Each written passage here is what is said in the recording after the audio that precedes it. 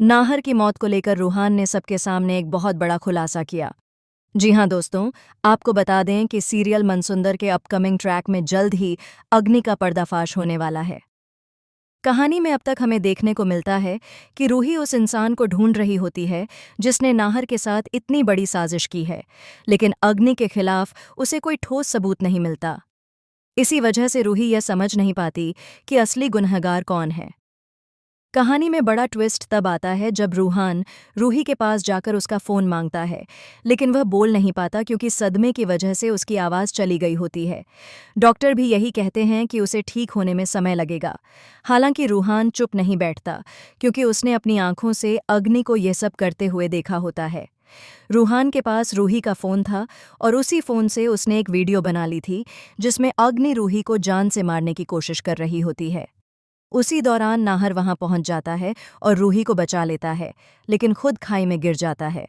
जब रूहान इशारों में रूही से फ़ोन खोलने के लिए कहता है तो रूही उसकी बात समझ जाती है और फ़ोन अनलॉक कर देती है। इसके बाद रूहान उसे लेकर नीचे जाता है और पूरे परिवार के सामने वह चौंकाने वाला वीडियो दिखाता है। वीडियो देखते ही सबके होश उड़ जाते हैं। सभी साफ साफ देख लेते हैं कि अग्नि ही रूही की जान लेने की कोशिश कर रही थी, जबकि नाहर उसे बचाने की कोशिश में अपनी जान गंवा बैठा।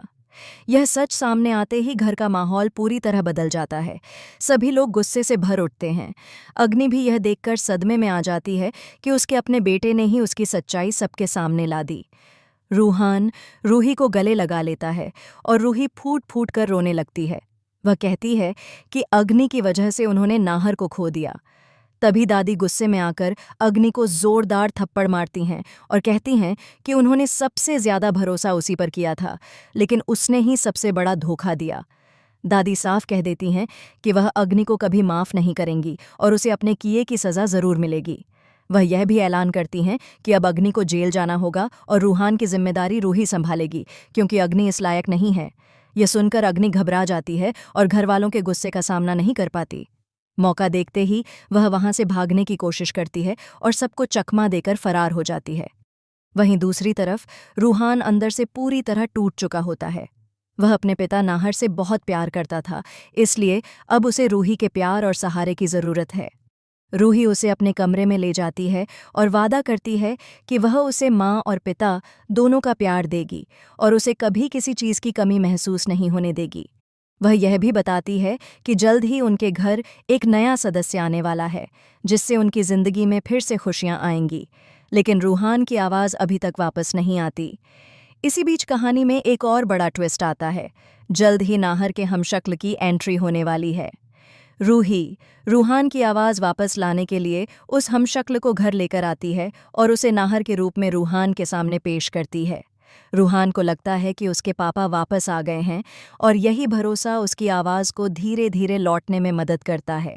रूही ये समझ जाती है कि रूहान की हालत सुधारने के लिए इस इंसान का उसके पास रहना ज़रूरी है। लेकिन इस दौरान रूही खुद भी उलझ जाती है, क्योंकि उस हमशक्ल को देखकर उसे बार बार नाहर की यादें सताने लगती हैं। अब कहानी में सबसे बड़ा और दिलचस्प ट्विस्ट ये है कि असली नाहर अभी जिंदा है और अस्पताल में जिंदगी और मौत के बीच जूझ रहा है। ऐसे में सवाल यह उठता है कि क्या असली नाहर वापस लौट पाएगा? और जब वह लौटेगा, तब नकली नाहर का क्या होगा? इन सभी सवालों के जवाब जानने के लिए जुड़े रहें हमारे साथ।